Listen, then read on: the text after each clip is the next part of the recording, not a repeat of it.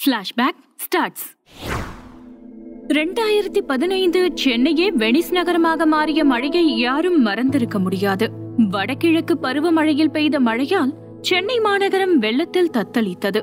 எத்தனையோ சூழ்நிலைகள், மின்சாரம் இல்லாமல், உணவுப் பொருட்கள் இல்லாமல், வீட்டுக்குள்ளே முடங்கியிருந்த சூழல், வீடுகளில் வெள்ளம் புகுந்து வெளியுலக தொடர்பு முற்றிலும் துண்டிக்கப்பட்டு சிறைவாசம் போல் சென்னை வாசிகள் தத்தளித்ததை அந்த மழை நேரத்தை அவ்வளவு சீக்கிரம் யாரும் மறந்துவிட முடியாது. அந்த நேரம் பல உயிர்களை கூட இழந்திருக்கிறோம். சென்னை நாட்டின் தலைநகரம் இப்படி தண்ணீரில் தத்தளிக்கும் நேரம் வரும் என்று அன்று முன்வரை யாரும் கற்பனை கூட செய்திருக்க மாட்டார்கள். அப்படி இயற்கை நம்மை வைத்து செய்துவிட்டது. ஆண்டியும் அரசனும் பாகுபாடின்றி பதறிய தருணங்கள் அது. கையில் பணம் இருந்தும் வயிற்றுக்கு ஒன்றுமில்லாமல் பசியாய் வாடிய நேரங்கள் அது. இப்படி பல வடுக்களை கொடுத்திருந்தாலும் மகிழ்ச்சியான சூழ்நிலையும் அந்த மழை நேரத்தில் ஏற்பட்டது சிலருக்கு. அதில் ஒரு ஜோடிதான் நம் கார்த்திக்கும் மதுமீனாவும். கார்த்திக் பொதுத்துறை வங்கி மேலாளராக இருந்தான். ஊர் திருச்சி. மதுமீனா ஐடி துறையில் வேலை பார்த்து கொண்டிருந்தாள். அவளின் ஊர் கோயம்புத்தூர். இருவரும் சென்னையில் வேளச்சேரியில் உள்ள 3 தளம் கொண்ட ஒரு பிளாட்டில் குடியிருந்தார்கள். கீழ்த்தளத்தில் ஒரு குடும்பம் குடியிருக்க முதல் தளத்தில் கார்த்திக்கும் 2ஆம் தளத்தில் மதுமீனாவும் இருந்தார்கள். இருவரும் கிட்டத்தட்ட ஓராண்டுக்கு மேலாக அந்த வீட்டில் இருந்தாலும் இருவரும் ஒருவரை ஒருவர் பார்த்து கொண்டதே கிடையாது. கீழே ஒரு நபர் இருக்கிறார், மேலே ஒரு நபர் இருக்கிறார் என்று செவி வழி வந்த செய்தி மட்டும்தான் இருவருக்கும். நவம்பர் மாத துவக்கத்திலிருந்தே மழை பெய்து கொண்டிருந்தது. டிசம்பர் மாதத்தில் செம்பரம்பாக்கம் ஏரி திறந்துவிட போவதாக முதல் நாள் செய்திகளில் வரவும் யாரும் அந்த அளவிற்கு வெள்ளப்பெருக்கை எதிர்பார்க்கவே இல்லை. எப்பொழுதும் போல் தங்களது அன்றாட வேலைகளில் ஈடுபட்டு கொண்டிருந்தனர். கீழ்த்தளத்தில் இருந்தவர்கள் பள்ளியெல்லாம் விடுமுறை விட்டதால் அவர்கள் தங்கள் சொந்த ஊருக்கு சென்று விட்டிருந்தனர். அங்கே யாரும் இல்லை. முதல் தளத்தில் கார்த்திக்கும் 2ஆம் தளத்தில் மதுமீனாவும் மட்டுமே இருந்தார்கள். அன்று காலை மதுமீனா எப்போதும் போல் தன் வேலைகளை எல்லாம் முடித்துவிட்டு அலுவலகம் செல்வதற்காக படி இறங்கி வந்தாள். அதுவரை அவள் எந்த நியூஸ் சேனலையும் கேட்கவில்லை, பார்க்கவில்லை. தாமதமாக எழுந்ததால் மழையின் அந்த வெதுவெதுப்பான சூழ்நிலையில் அவள் எதையும் கவனிக்காமல் எழுந்து அலுவலகம் செல்ல தயாராகி கீழே இறங்கி வர அப்படியே ஸ்தம்பித்து நின்று விட்டாள். அதுவும் கார்த்திக்கின் குரலால். எக்ஸ்கியூஸ் மீ, எங்க அவசரமா கிளம்பிட்டீங்க என்று அவன் நக்கலாக கேட்க அப்போதுதான் சுற்றியும் பார்த்தாள். அவர்கள் இருந்த தளம் வரை தண்ணீர் இருந்தது. ஐயோ கடவுளே, இப்ப நான் எப்படி ஆபீஸ் போறது என்று அவள் தனக்குத்தானே பேசியபடி கேட்க, என்னது ஆபீஸ் போறீங்களா? சரிதான் என்றவன், முதல்ல இங்க இருந்து கீழே இறங்கி போக முடியுமான்னு பாருங்க, அப்புறம் ஆபீஸ் போகலாம். அதுக்கு முன்னாடி உங்க வீட்டுல கரண்ட் இருந்துதான்னு பாத்தீங்களா என்று அவன் கேட்க ஒரு கணம் யோசித்தாள் அவள். அச்சோ கவனிக்கலையே என்று அவள் தன் மனதிற்குள் யோசித்துக் கொண்டிருக்க அப்போது அவளை பார்த்தவன், சுத்தம் உங்க செல்லுல டவர் இருக்கான்னு பாத்தீங்களா என்று கேட்டான். ஓ மை காட், இது வேறையா என்று பார்க்க ஆடித்தான் போனாள் அவள். வீட்டில் மின்சாரம் இல்லை, அலுவலகம் செல்ல முடியாது, வெளி தொடர்பும் இல்லை, எந்த நெட்வொர்க், சோசியல் மீடியா என்று எதுவும் இல்லாமல் இருந்திருக்கிறாள். இது எதுவும் தெரியாமல் தான் பாட்டிற்கு அலுவலகம் கிளம்பி செல்கிறோமே, இவன் தன்னை பற்றி என்ன நினைப்பான் என்று தன்னை தானே நொந்து கொண்டாள்.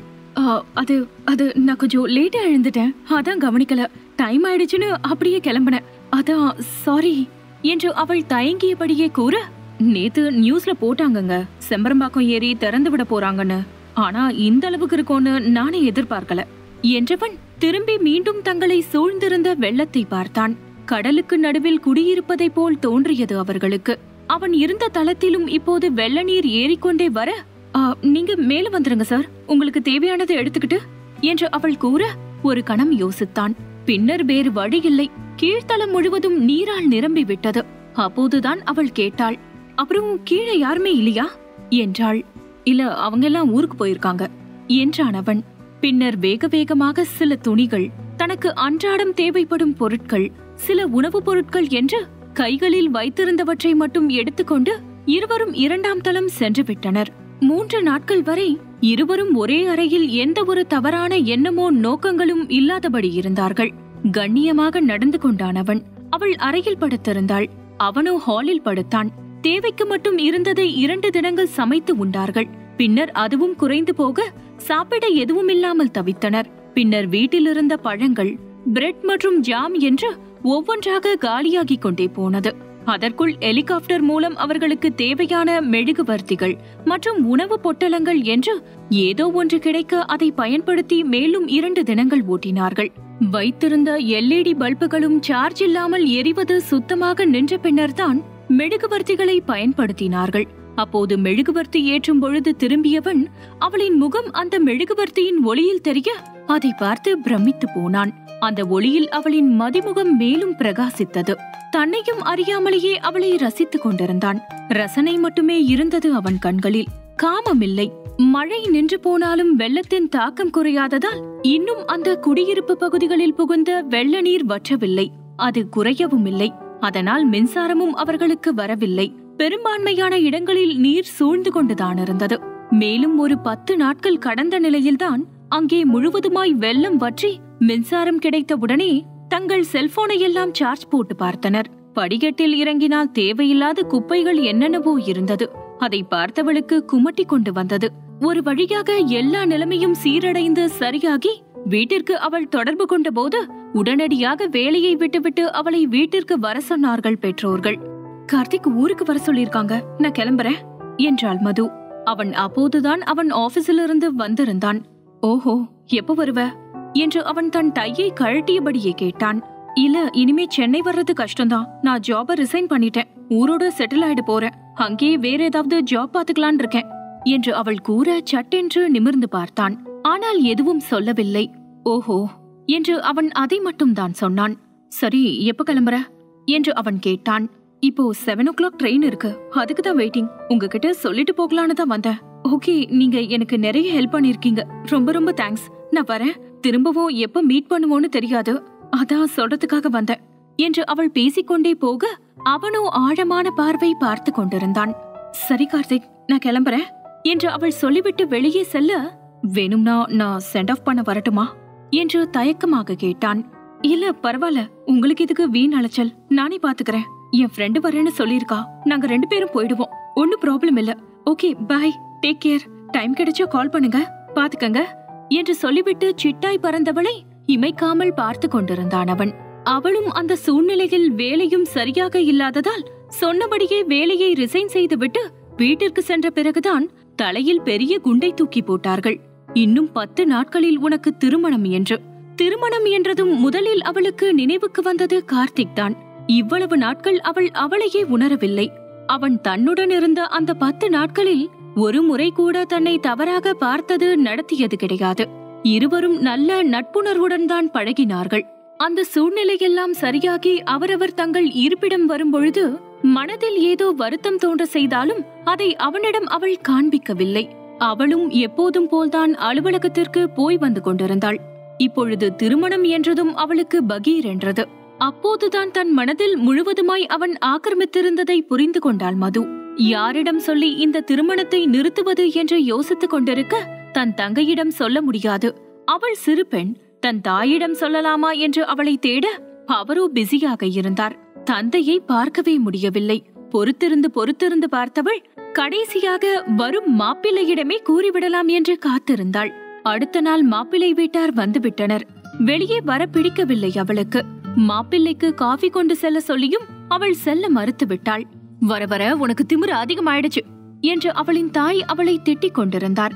சரி, காஃபி தான் குடுக்கல, கொஞ்சம் போய் அவங்களுக்கு மரியாதைய வணக்கம் சொல்லிட்டு வா என்று அவளை அழைத்து கொண்டு செல்ல அவள் யார் முகத்தையும் பார்க்காமல் வணக்கம் மட்டும் சொல்லிவிட்டு உள்ளே வந்து விட்டாள்.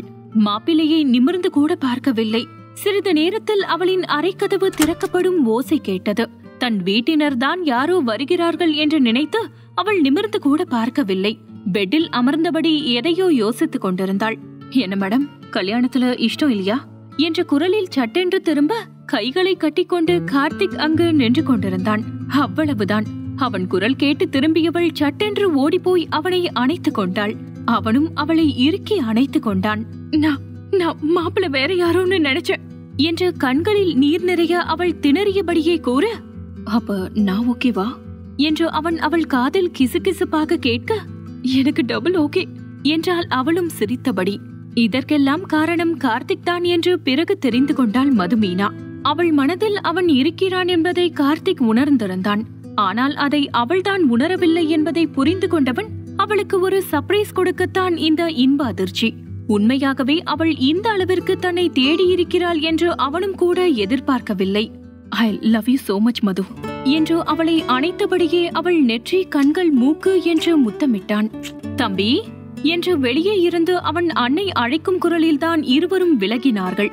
சரி, மீதிய அப்புறம் கண்டினியூ பண்றேன் என்றவன் அப்போதும் கூட அவளை விடாமல் இதழில் மெல்லிய ஒரு முத்தம் ஒன்றை பட்டும் படாமல் கொடுத்துவிட்டு விலக செங்கொழுந்தாய் சிவந்து நின்றாள் மது. அதையெல்லாம் இப்போது வாசந்தியிடம் கூறி முடித்தான் கார்த்திக். ஓஹோ, அதான் எங்க அக்கா அடிக்கடி உங்க மாமா மாதிரி ஒரு ஜென்டில்மேனை பார்க்க முடியாதுன்னு சொல்லிக்கிட்டே இருப்பாளா? இப்பதான் தெரியுது அக்கா ஏன் உங்ககிட்ட தொபகடின்னு விழுந்தானு என்று சொல்லிக்கொண்டே திரும்பி நேரம் பார்த்தவள், அச்சோ அந்த தீங்க மண்டையும் வேற கத்துப்பானே, ஆபீஸுக்கு வேற டைம் ஆயிடுச்சு என்று பதறியபடியே எழுந்தவள், இருந்தாலும் பரவாயில்ல இருக்கட்டும், ஏதோ ஒரு காதல் மூவி பார்த்த மாதிரி ஒரு ஃபீல் கிடைச்சது என்று அவள் சிரித்துக் கொண்டே சொல்ல, மனைவியை காதலுடன் பார்த்த கார்த்திக் அவள் தயாராகிவிட்டது கவனித்து, இதோ மது 10 மினிட்ஸ்ல வந்துடுறேன், அப்படியே நவீனையும் குளிக்க வச்சிடுறேன் என்று குழந்தையையும் தூக்கிக் கொண்டு சென்று இருவரும் தயாராகி 15 நிமிடங்களில் வெளியே வந்தனர். அனைவரும் வெளியே கிளம்புவதற்கு முன் மனைவியை மீண்டும் இறுக்கி அணைத்து ஒரு முத்தமிட்டான் கார்த்திக். அவளுக்கும் அவனை நினைத்து பெருமையாக இருந்தது. என்னதான் ஒரு உயர் அதிகாரியாக இருந்தாலும் அன்றிலிருந்து இன்று வரை வருடங்கள் கடந்தாலும் தங்களுக்குள் இருக்கும் காதல் மட்டும் குறையாமல் நாளுக்கு நாள் அதிகரித்துக் கொண்டிருப்பதை இருவரும் உணர்ந்திருந்தார்கள். மதுமீனாவின் மனம் நிறைந்திருந்தது.